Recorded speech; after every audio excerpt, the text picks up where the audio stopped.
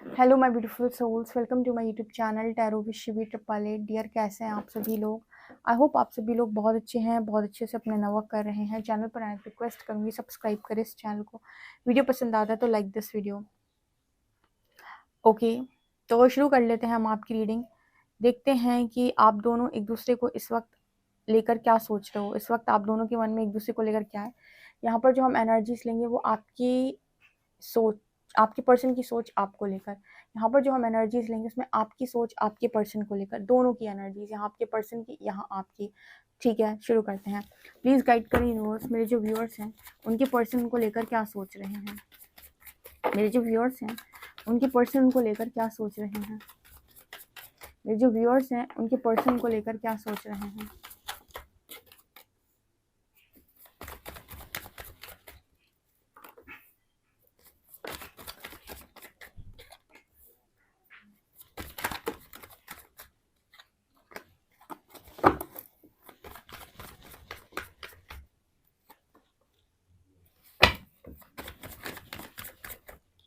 अब मुझे गाइड करें कि मेरे व्यूअर्स अपने पर्सन को लेकर क्या सोच रहे हैं। मेरे व्यूअर्स अपने पर्सन को लेकर क्या सोच रहे हैं। 1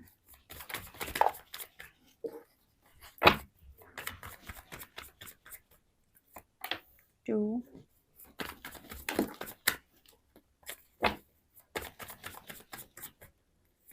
3 4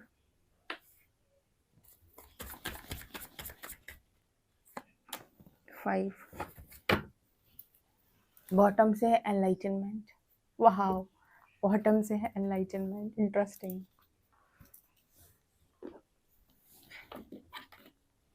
डिस्पोंडेंस, ग्रैटिट्यूड,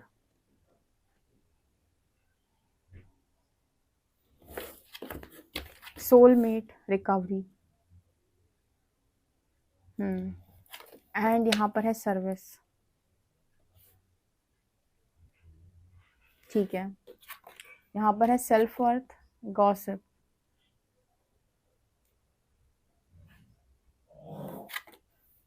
यहाँ पर है वर्कaholic, डिस्कवरी, यहाँ पर है रिजेक्शन।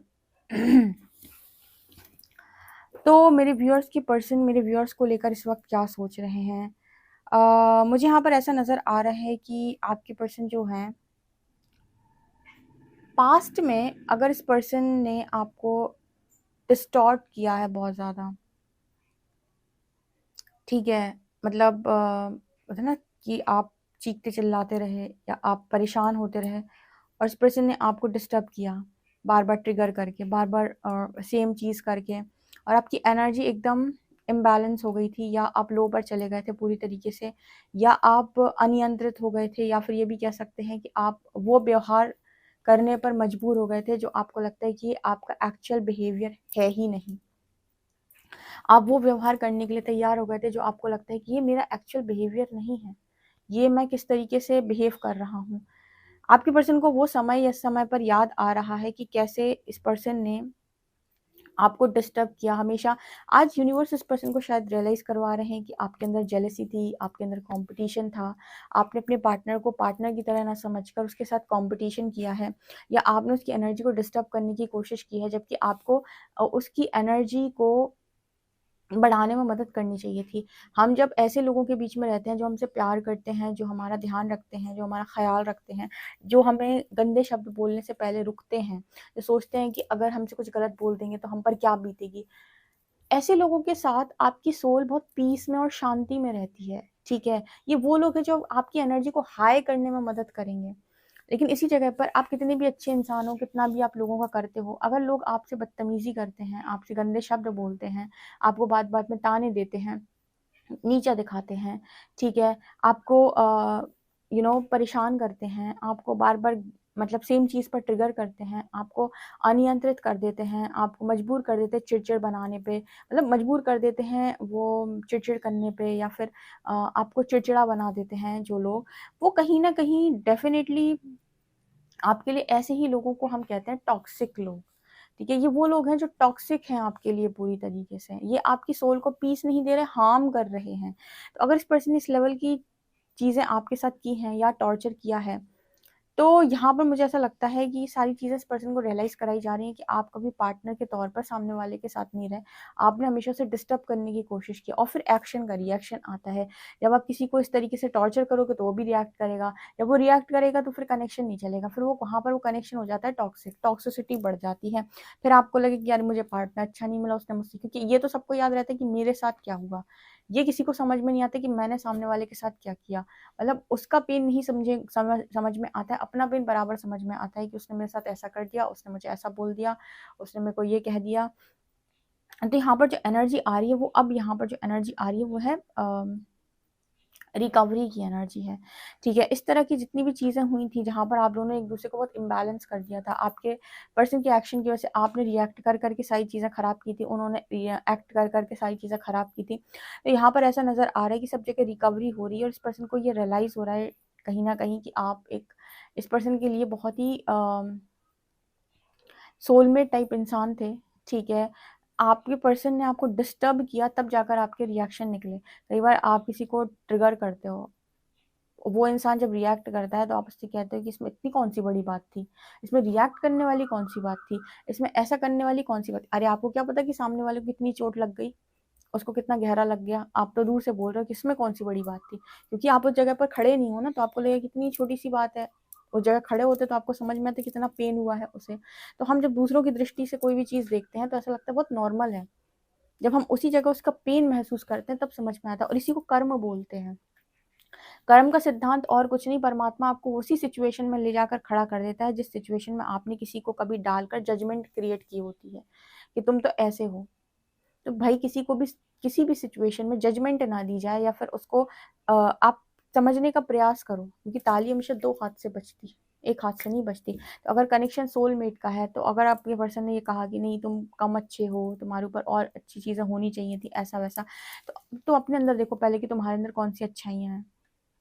ठीक है, तो इस वक्त मुझे यहाँ पर ऐसा नज़र आ रहा है कि ये पर्सन जो है वो ग्रैटिट्यूड की एनर्जी में आ रहे हैं, अपनी हर गलती ये पर्सन रियलाइज़ करें, और ये पर्सन इस वक्त आपको सर्विस देते हुए देख रहे हैं। इस पर्सन को लग रहा है कि आप कितनी अच्छी सर्विस दे रहे हो, किस तरीके से आप काम कर रहे हो। ठीक है, और हो सकता है इस पर्सन को भी ऐसे सर्विस देने के लिए यूनिवर्स ने कहा हो, या ये भी कहीं ना कहीं सर्व कर रहे हैं। जब सोल अवेकनिंग होती है ना, कोई भी सोल हो, जब वो अवेकन होती है तो सबसे पहले उसे पर्पस करने का ही मन करता है। भले वो कितना भी पास्ट में टॉक्सिक रहा हो व्यक्ति, लेकिन अगर उसकी अवेकनिंग हो गई है तो एक टाइम के बाद उसे सर्व करने का मन होता है, क्योंकि अब आत्मा जागृत हुई है। ठीक है, शरीर जो अभी तक चल रहा था अहंकार से, वो अहंकार खत्म हुआ है, ईगो शैटर हुआ है। राइट, तो ये पर्सन सर्विस दे रहे हो सकते हैं। अब यहाँ पर सेल्फ वर्थ की एनर्जी है, आपकी तरफ क्या चल रहा है। आप तो वर्कaholic हो इस टाइम पीरियड, आपने करियर पर इतना फोकस बना के रखा है कि आप काम कर रहे हो जो भी यूनिवर्स ने आपको दिया है, और अच्छी अच्छी नई नई चीज़ें सीख रहे हो। और जब नई नई चीज़ें आप सीख रहे हो और लोगों के सामने प्रस्तुत कर रहे हो, तो लोग आपके बारे में गॉसिप कर रहे हैं, लोग आपके बारे में बातचीत कर रहे हैं कि इसको इतनी नॉलेज कैसे है, ये ऐसे कैसे जानता है, इसको कैसे पता है ये ऐसे होता है, इसको कैसे पता है कि ये वैसे होता है। ठीक है, तो लोग आपकी गॉसिपिंग कर रहे हैं बहुत ज़्यादा, क्योंकि आप डिस्कवर कर रहे हो चीज़ों को, आप सीख रहे हो। ठीक है भाई, अभी मैंने एक बार एग्जांपल दिया था कि जब भी आप समुद्र की गहराई में उतरोगे तो आपको आप क्या वहाँ से निकाल कर लेकर आते हो, पत्थर कंकड़ या फिर हीरे मोती। ठीक है, तो जो लोग भी अध्यात्म में आए हैं और जो भी स्पिरिचुअल प्रैक्टिसेस कर रहे हैं या किसी तरह की डिस्कवरी में लगे हुए हैं, वो क्या वहाँ से निकाल रहे हैं। कुछ लोग सिर्फ दुख को ही देख पाते हैं, कहते हैं भगवान ने मुझे इस अवेकनिंग में बहुत दुख दिया, और कुछ लोग अवेकनिंग से ऐसी ऐसी चीज़ें निकाल के ले आते हैं बाहर, जिसे कहते हैं हीरे मोती। राइट, तो यहाँ पर वही एनर्जी है कि गॉसिप हो रही है आपको लेकर, एंड रिजेक्शन। अच्छा, लोग शायद आपको लेकर ऐसा सोचते हैं कि आपको रिजेक्शन मिली है। ऑब्वियस सी बात है, एक बात बताओ, जैसे दुनिया रिजेक्ट नहीं करेगी, वो दुनिया की भीड़ में कंफर्टेबल होगा, और जो जो दुनिया की भीड़ में कंफर्टेबल होगा वो नई चीज़ों को कैसे डिस्कवर करेगा। नई चीज़ों को डिस्कवर करने के लिए तो एकांत चाहिए, और एकांत के लिए रिजेक्शन अनिवार्य है, इसीलिए ऐसे लोगों को रिजेक्शन पड़ जाती है, चाहे दुनिया हो, चाहे समाज हो, चाहे फैमिली हो, चाहे अपने हो, चाहे ये हो, चाहे वो हो। आपकी लाइफ में वही लोग टिकते हैं जो 2-4 सोल आपके सोल कॉन्ट्रैक्ट में होती हैं। ठीक है, अदरवाइज सब जगह से आपको ऐसे रिजेक्शन देता है यूनिवर्स कि हाँ हाँ हाँ, ऐसे लगता है कि दुनिया के सबसे अ, बेकार इंसानों में क्या हमारा ही नाम आता है क्या। ये है रिजेक्शन की एनर्जी। ठीक है, मतलब जिस तरीके से रिजेक्शन मिलती है, कभी कभी आप सोचते हो कि गोल्डन हार्ट लेकर मैं पैदा हुआ हूँ, जैसे सोने जैसा दिल है मेरा, और रिजेक्शन मिल जाती है यार, ये क्या है यार। समझ में आता है कि लाचारी और बेबसी का जीवन नहीं जीना है। ये रिजेक्शन उनको पड़ती है जिन्हें यूनिवर्स ये समझाना चाहता है कि तुमने अपने आप को बहुत कम आंक लिया बेटा, तुम इतने कम हो नहीं, और तुम्हें जागना है तो तुम्हें अहंकार को खत्म करके उस ऊर्जा में आना होगा अब, जहां पर तुम स्वयं को पहचानो, तब तुम्हें लोग पहचान पाएंगे। ठीक है, तो जब भी तुम अपने आप को कमजोर बेबस मानोगे, तब तक यूनिवर्स तुम्हें रिजेक्शन देगा ही देगा। और तुम्हारी जो ईगो होती है कि मुझे अपने आप को साबित करना है, उसको भी खत्म करेगा कि तुम्हें साबित करने की तो जरूरत ही नहीं है।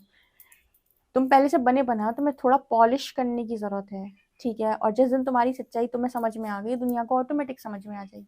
यह है रिजेक्शन का असली मीनिंग स्पिरिचुअल जर्नी में। ठीक है, तो रिजेक्शन तो आपको पड़ी है भाई। और ऐसा भी हो सकता है कि आपके पर्सन इस वक्त ये सोच रहे हो कि गए यहाँ तो ये जो इंसान है, लड़का हो लड़की, सारा सारा रिजेक्शन उठा के मुझे दे देगी, सारा रिजेक्शन मुझे दे देगा। ठीक है, तो ये हो सकता है इस पर्सन को भी रिजेक्शन का डर हो। ये लोगों को लगता है कि आपको रिजेक्शन मिली, अरे मिली है तो मिली है, परमात्मा की देन है। सबको सब कुछ नहीं मिलता, और जिसको मिलता है, जिसको सब कुछ मिलना होता है, उसको सब कुछ भी मिलता है। प्रकृति अगर आपको टेस्ट करे, जैसे चट्टान की तरह मजबूत खड़े रहो कि ठीक है, हो गया टेस्ट, अब आगे क्या। अब भी हमें चॉइसेस तो ऐसे ही बनाऊंगा कि मुझे सब कुछ चाहिए। ठीक है, हो गया, कट गया प्रारब्ध, अब आगे आ जाओ, अब मुझे यहाँ से निकालो, आपकी रिस्पॉन्सिबिलिटी है। हार मानने वालों की यहाँ पर कोई जरूरत नहीं है। उनकी जरूरत है जो ये कहते हैं कि हो गया प्रारब्ध था, मिल गई रिजेक्शन, अब आगे क्या, अब मुझे आगे बढ़ना है, मुझे बहुत आगे जाना है। ठीक है, अब मैं और डिस्कवर करूंगा चीज़ों को। ये एनर्जी है। दोनों तरफ देखते हैं और क्या मैसेजेस आए हैं।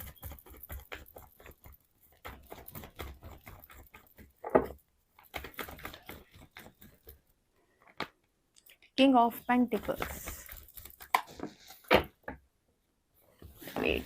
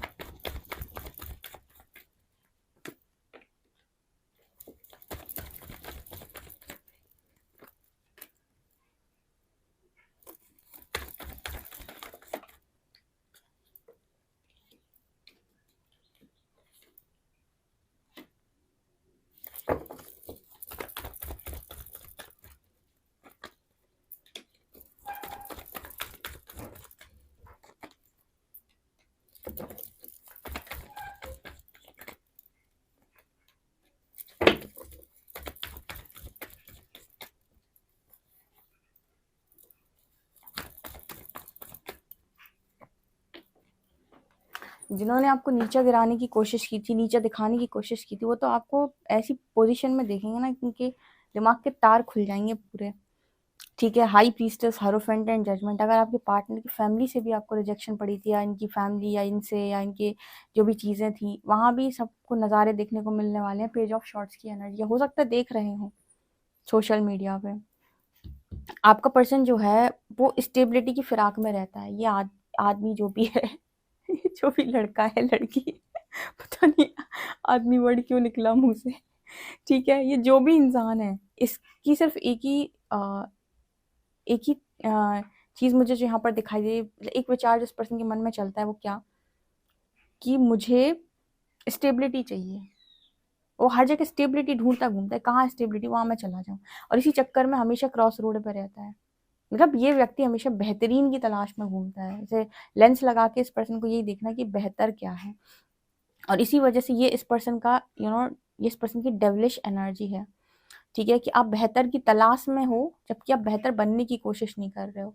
और इसी वजह से ये पर्सन जो है, वो कहते हैं ना कि एक ऐसा इंसान जो हमेशा यहाँ वहाँ घूमता रहता है, हमेशा स्टेबिलिटी की तलाश में। और इसकी वजह से ये पर्सन क्रॉस रोड पर रहते हैं, कि मिली मिलाई चीज़ों को ये पर्सन धक्का मार देते, क्योंकि जो डिजायर है वो ये है कि परफेक्ट दिखना चाहिए सब कुछ।